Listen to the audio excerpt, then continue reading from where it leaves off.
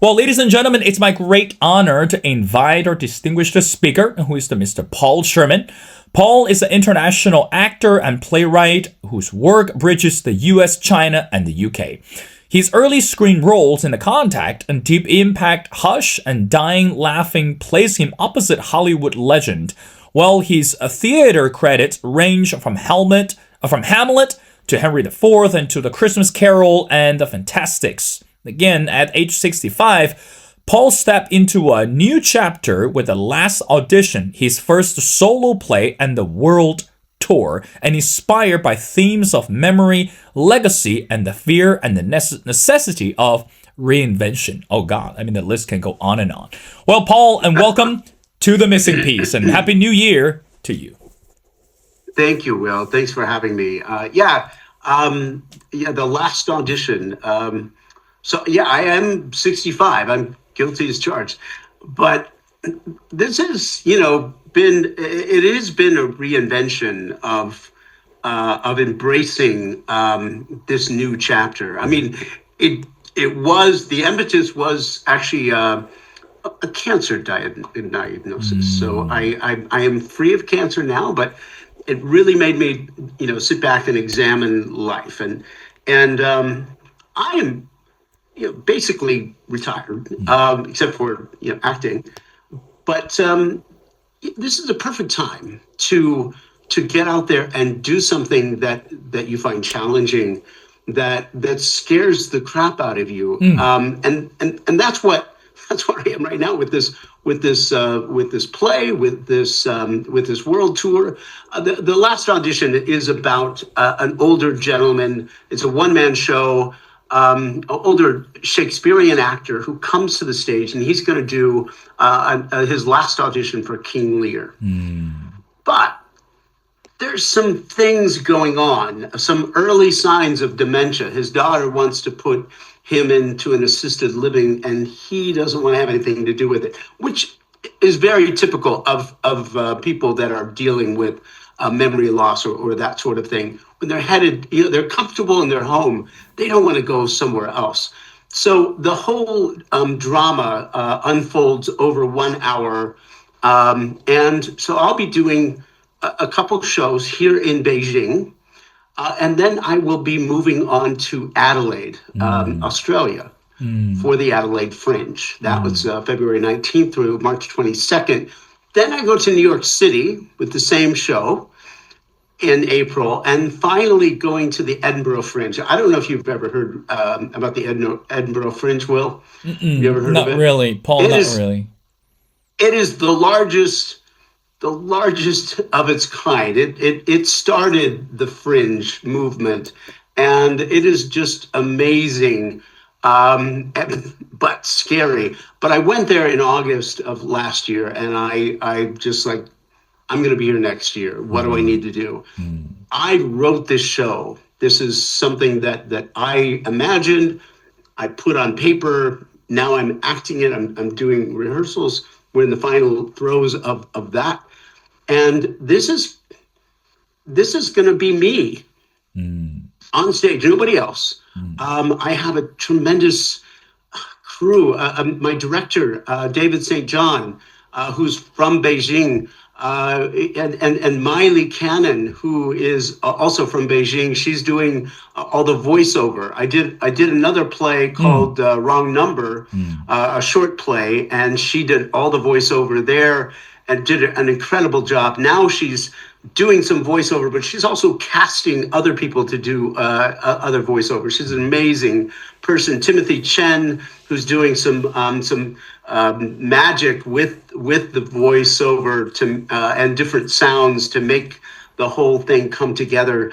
It's going to be an amazing show, very emotional ride. But the heroes that we're really celebrating are the caregivers, the people who are taking care of their family. And they're doing this on top of being a mom. It's usually the women, on top of being a mom. And so they're taking care of their children, and their husband probably as well, and the father, or whoever has the dementia, the mother. So they've got a lot of things going on. Uh, they're amazing people, the caregivers, but they're the unsung heroes in this whole story of dementia. And dementia is a growing, and they say that in 20 years time it will double. So it's a huge issue for people to be concerned about what they need to do to you know, is it preventable? I actually came back to China to learn Chinese because of a family history of memory problems with my father and my grandfather. And I had heard that learning a new language is one way to really help you keep from getting memory loss of some sorts.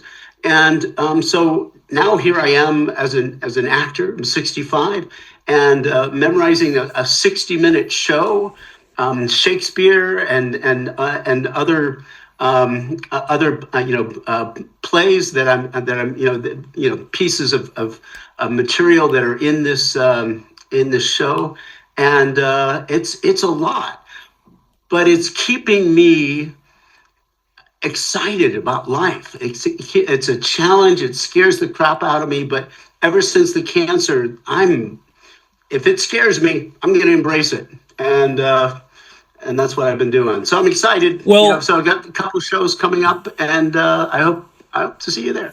Well, I mean, Paul, it's very exciting. It's very exciting to listen to your stories. I mean, I'm going to steal one of the sentences that you just mentioned. Yeah. If it scares me, I'm going to embrace it. I think today that, I always say, as part of the younger generation, I know that we live in the age of uncertainty, especially post the pandemic. I have to say that there are two words that the younger generations, not only in China, but also around the world, are battling today. Either fear or faith.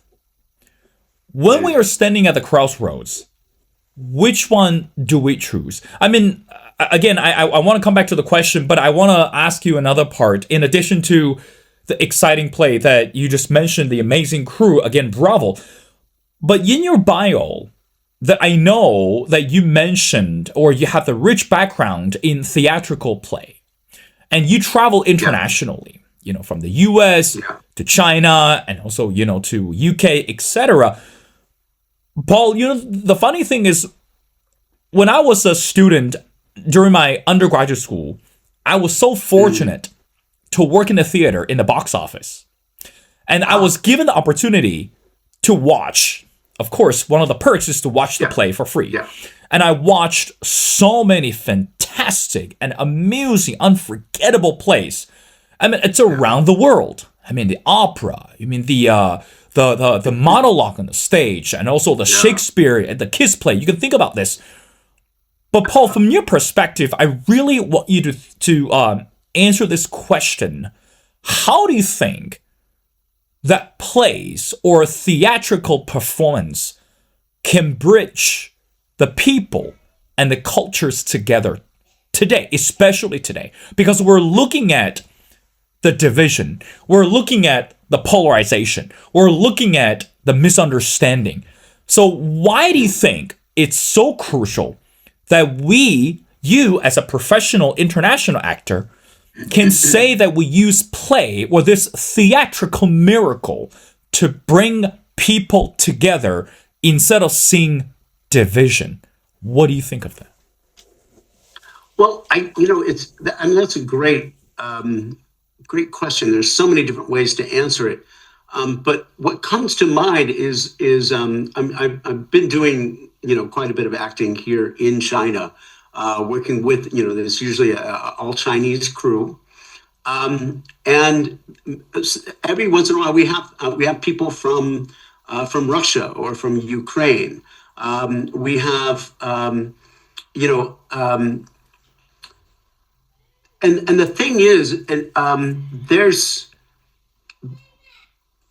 division on a political level, on the on the higher ups, the leaders of those countries. Xi Jinping, and Trump, Putin, and but the people are just people. And so yeah, we're different from different countries. We have different leaders. We have those countries have different politics.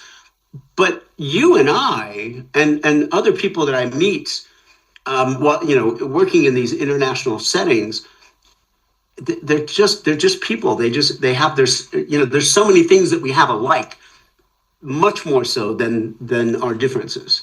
And so that's always refreshing to think about, how we can come together as a people at that level, as opposed to the higher up, divisions that exist. But there's also, when I was in Edinburgh, I saw, several shows that were, these are shows without dialogue, without speaking, or their puppetry, or their visual, or music, or dance, or that sort of thing. These are you mentioned opera often is in a different language, but these shows that come from all over the world to bring the Russian ballet, and just amazing, talented people, and it brings just a little bit of their culture, and you understand what's going on because there's the words, or if it is words of an opera, there's the words, the super text, I think they call it, and so there's so many opportunities for us to reach out and understand other people. They say that in order to really understand other people is to travel, and those are my two passions. I love travel, and I love theater. So doing the world tour, I'm really excited about that because I'm doing both.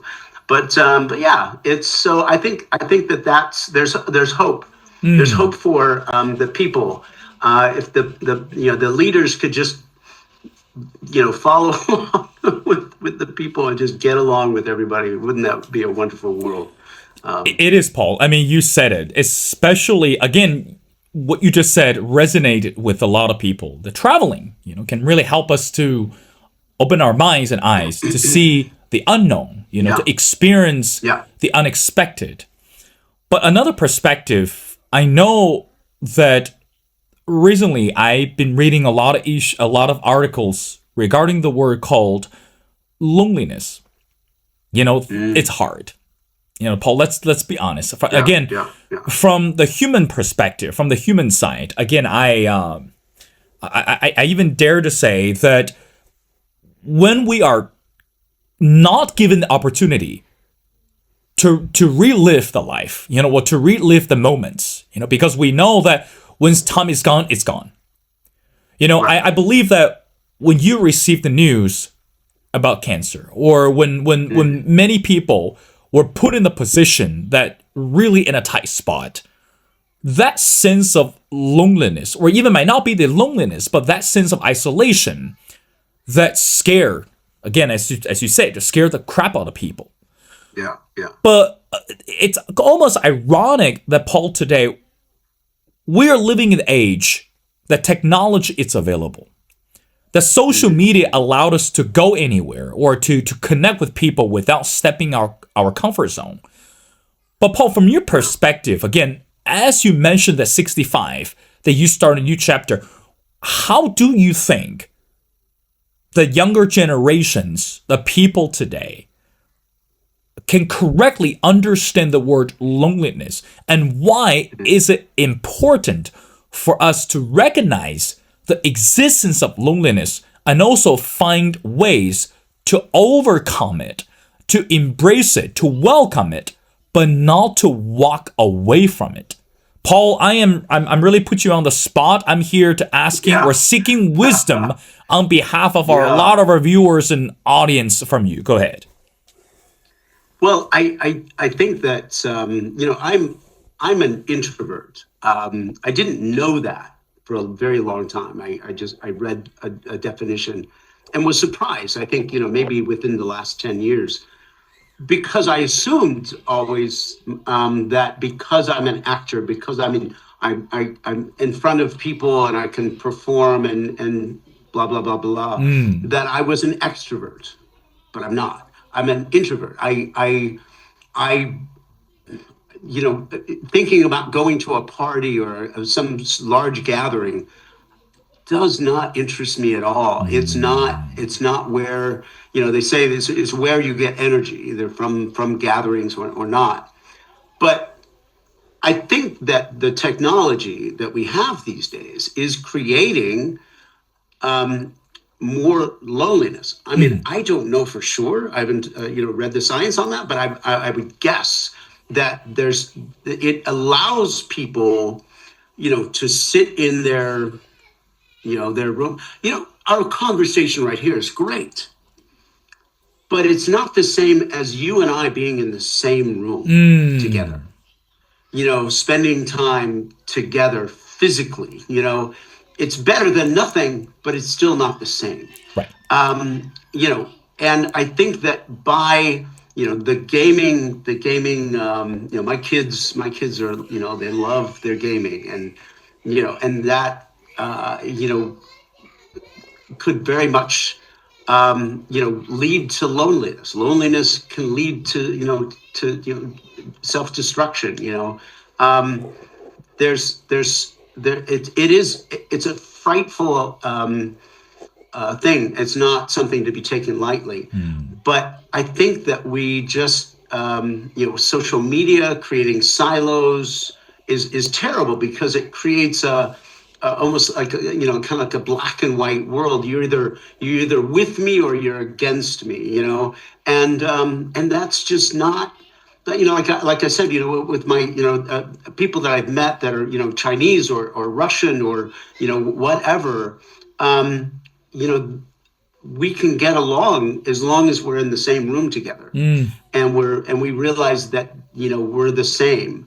But so get out and meet people, and so that thing that scares you, whether it's hiking out in the woods, whether it's doing some sort of art, drawing or just do it with other people and make it a shared experience.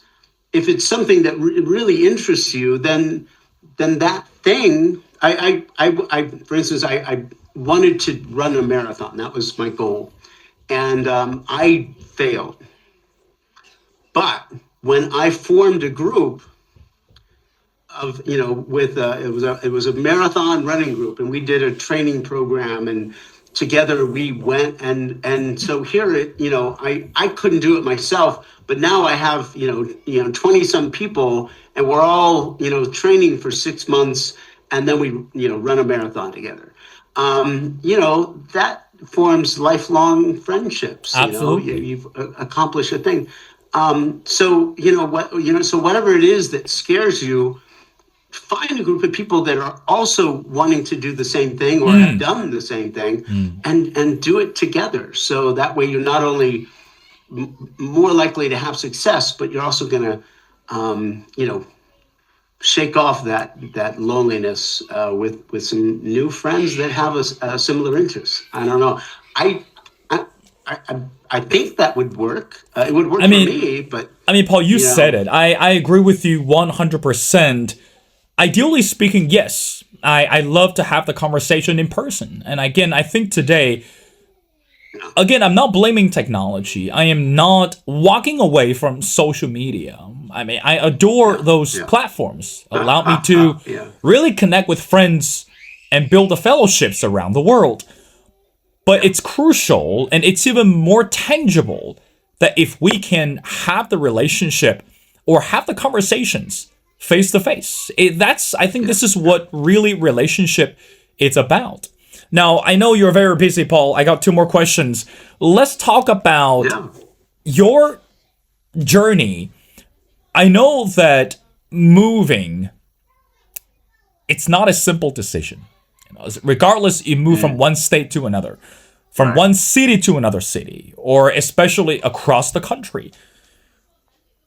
I know probably you have been asked 1,000 times, but I want to twist the question to another way is, how long did it take you to officially adapt yourself to China after moving from the US? How long did it take, and what was the most difficult part that even perhaps is still today, when you think about this, you're still in the midst of adjustment, or perhaps that you have already overcome it? Can you give us one example? Well, I mean, I may be different. I mean, because I came here as an actor working for Universal Studios in Beijing.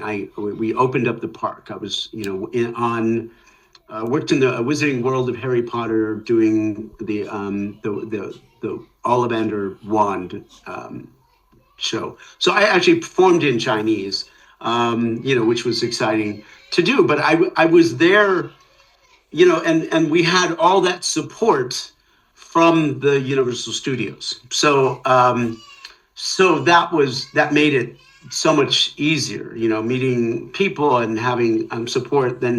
But the reason why I came back was because all of the Chinese that I learned was, most of it was about magic or wands or wizards, and it wasn't useful to have a conversation.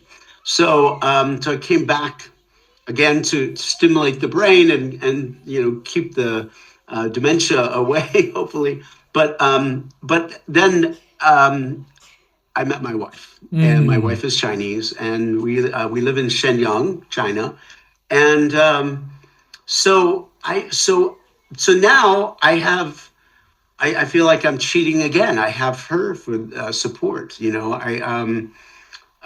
So much of my life, my adjustment here has been relatively easy because of her. So I feel like I'm cheating, but I do try to, my Chinese is not as good as it should be.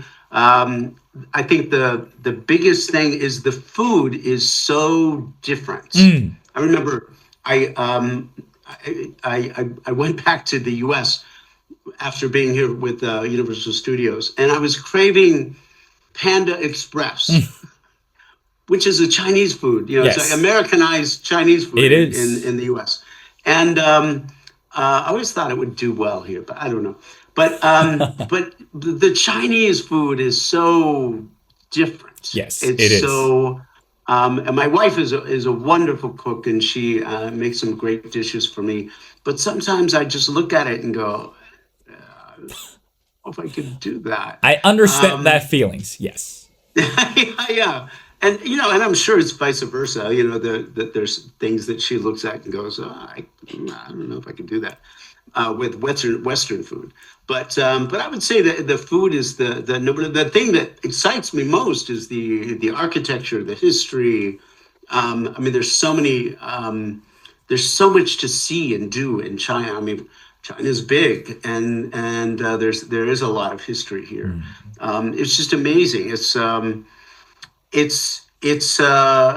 otherworldly. There's such mystery, and I think that's one of the things that keeps many people from coming to China. It just seems so inaccessible.